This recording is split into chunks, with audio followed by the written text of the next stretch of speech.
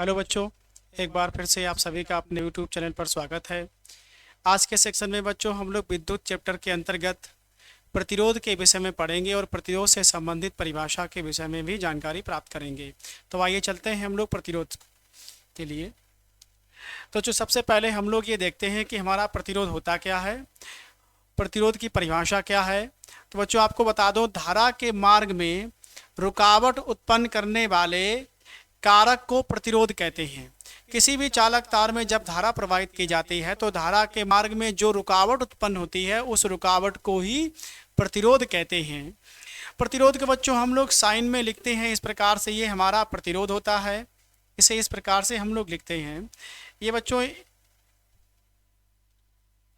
या तो हम आप लोग इस तरह से बना सकते हैं बच्चों, हमारा क्या है, प्रतिरोध है।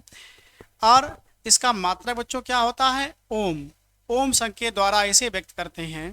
तो एक बार फिर बच्चों ध्यान दें, धारा के मार्ग में रुकावट डालने वाले कारक को प्रतिरोध कहते हैं। अब बच्चों प्रतिरोध बॉक्स क्या होता है उसके विषय में हम लोग जानते हैं। जो बच्चों हमें ये आकृति दी गई है, ये बच्चों हमारा प्रतिरोध बॉक्स है। इसकी सहायता से हम लोग प्रतिरोध धारा के मान को बढ़ा घटा सकते हैं। प्रतिरोध को जैसे जैसे हम लोग परिवर्तित करेंगे वितरण बॉक्स से, हमारा प्रतिरोध का मान जैसे जैसे बढ़ेगा धारा का मान वैसे वैसे घटता जाता है। ये बच्चों ये भी हमारा प्रतिरोध है, ये प्रतिरोध बॉक्स है, ये प्रतिरोध है जिसे हम लोग बच्चों कहते हैं धारा नियंत्रक। ये बच्चों हमारा क्या है, धारा नियंत्रक है। इसकी सहायता से बच्चों हम लोग धारा के मान को नियंत्रित करते हैं। इसको बच्चों हम लोग इधर या इधर खिसकाकर धारा के मान को कम या ज़्यादा कर सकते हैं। जैसे जैसे बच्चों इसको हम लोग इधर या इधर ले जाएंगे वैसे वैसे धारा के मान में परिवर्तन आना शुरू हो जाएगा। आपने देखा होगा बच्चों, पंखों में हमारी स्पीड को कम ज़्यादा करने के लिए रेगुलेटर का प्रयोग किया जाता है। वो बच्चों रेगुलेटर हमारा ये है, ये क्या बच्चों है, रेगुलेटर। इसकी सहायता से क्या करते हैं बच्चों, इसकी सहायता से हम लोग प्रतिरोध का मान बढ़ा करके धारा को कम या ज़्यादा करते हैं। जैसे जैसे हम लोग प्रतिरोध का मान बढ़ाते हैं धारा का मान हमारा कम हो जाता है। अब धारा का मान जब कम होगा तो प्रतिरोध का मान बढ़ेगा, प्रतिरोध का मान जब बढ़ेगा तो धारा का मान कम होगा। तो फिर बात समझो बच्चों, ये हमारा क्या है, प्रतिरोध बॉक्स है जिसकी सहायता से प्रतिरोध को हम आवश्यकता अनुसार घटा बढ़ा सकते हैं। जैसे बच्चों ये हमारा 10 ओम का प्रतिरोध है, ये हमारा 20 ओम का है, ये भी 20 ओम का है और ये 50 ओम का प्रतिरोध है।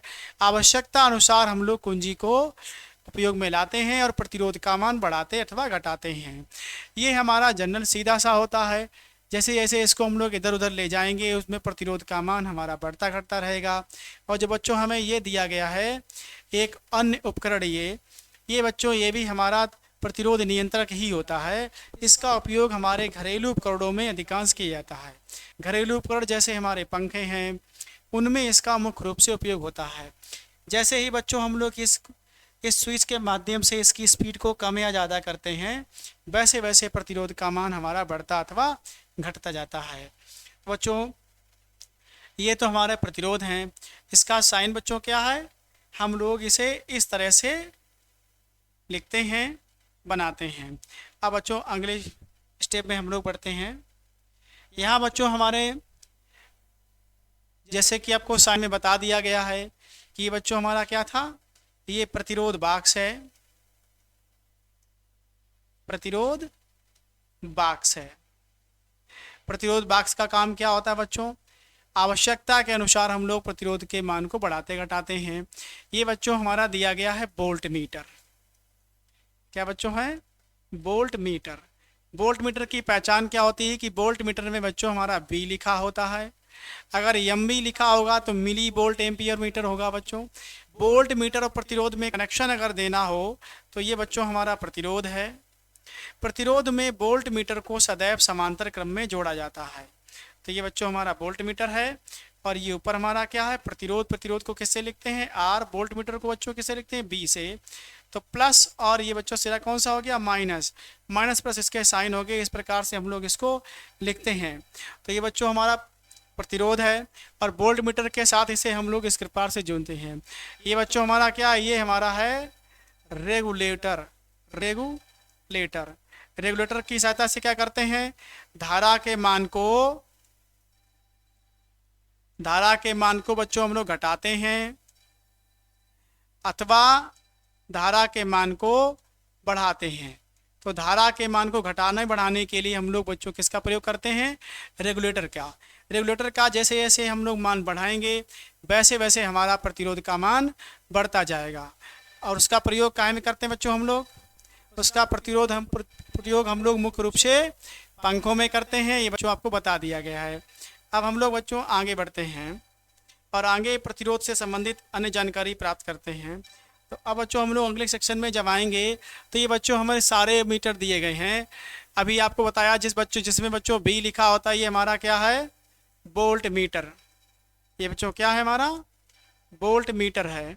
और ये बच्चों हमारा क्या है? इसमें बच्चों हमारा ए लिखा हुआ है। तो ए लिखा है इसके मतलब ये हमारा क्या है? अमीटर।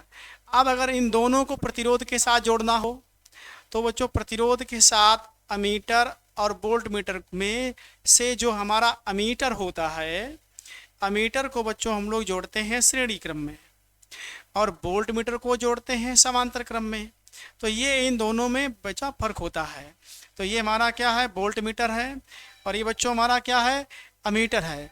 तो अमीटर और वोल्ट मीटर में आप फर्क समझ गए होंगे कि अमीटर और वोल्ट मीटर को हम लोग किस प्रकार से जोड़ते हैं। ये याद रखेंगे कि अमीटर वोल्ट मीटर को कैसे जोड़ेंगे और किस प्रकार से अमीटर वोल्ट मीटर का प्रयोग किया जाता है। चलिए बच्चों आगे बढ़ते हैं। अब सारे मैंने उपकरण एक साथ ले लिए हैं ताकि आप इनमें से किसी प्रकार से किसी भी उपकरण को जोड़ते समय कन्फ्यूजन में ना आए। धारा नियंत्रक को बच्चों जब जोड़ा जाता है तो धारा नियंत्रक को हम लोग अमीटर के साथ श्रेणी क्रम में जोड़ते हैं। बच्चों ये हमारा है धारा नियंत्रक। इसका साइन इस तरह से होता है, इसे इस तरह से जोड़ा जाता है। तो ये बच्चों हमारा क्या है? धारा नियंत्रक है। ये धारा नियंत्रक है। ये बच्चों हमारा वोल्ट मीटर है और ये हमारा अमीटर है। अमीटर को हम लोग किससे लिखेंगे बच्चों? इस प्रकार से होता है ए, ये इसका माइनस सिरा है और ये इसका पॉजिटिव सिरा है। और इसमें हम लोग लिखेंगे तो एक सिरा हम लोग पॉजिटिव ले लेंगे, दूसरा निगेटिव ले लेंगे। तो पॉजिटिव निगेटिव हमारा वोल्ट मीटर में भी होता है, पॉजिटिव निगेटिव हमारा अमीटर में भी होता है। अब जोड़ते किस क्रम में है मैंने आपको बता दिया है कि जब कभी भी अमीटर आपको दिया जाए तो अमीटर को हम लोग श्रेणी क्रम में जोड़ेंगे, वोल्ट मीटर को चालक तार जो हमारा प्रतिरोध होता है यानी चालक तार उसके साथ समांतर क्रम। तो ये क्रम कौन सा बच्चों है? समांतर क्रम है। और ये बच्चों जुड़ा है ये किस क्रम में है? श्रेणी क्रम है। तो श्रेणी क्रम समांतर क्रम में अंतर समझेंगे। तो ये बच्चों हमारा क्या है? प्रतिरोध बॉक्स है। आपको पहले ही बताया मैंने प्रतिरोध बॉक्स का काम क्या होता है? प्रतिरोध के मान को बढ़ाना अथवा घटाना, ये इसका मुख्य काम होता है। अब बच्चों हम लोग एक साथ इनके प्रतीक समझ लेते हैं कि किसको किस प्रतीक द्वारा प्रदर्शित किया जाता है। तो सबसे पहले बच्चों हम लोग ये बता दें कि अगर इस तरह से कहीं बना मिले आपको तो इसको आप सीधा सीधा समझेंगे प्रतिरोध। ये क्या बच्चों है? ये प्रतिरोध है। और इस तरह से अगर एक प्रतिरोध दिया जाए और इसके बाद एक प्रतिरोध और दिया जाए, ऐसे 2 या 3 प्रतिरोध आपको दे दिए जाएं तो बच्चों ये प्रतिरोधों का हमारा क्या है? संयोजन है। इसे कहेंगे प्रतिरोध या प्रतिरोधों का संयोजन। अब प्रतिरोधों का संयोजन बच्चों कौन सा है? ये सब श्रेणी में जुड़े हुए हैं तो हम लोग लिखेंगे श्रेणी क्रम संयोजन। श्रेणी क्रम संयोजन बच्चों ये प्रतिरोधों का कौन सा क्रम संयोजन है? श्रेणी क्रम संयोजन। साथ ही साथ बच्चों अगर प्रतिरोध हमारे इस तरह से दिए जाएं और इसके नीचे लगातार अल्टरनेट दे दिए जाएं इस तरह से, इसके बाद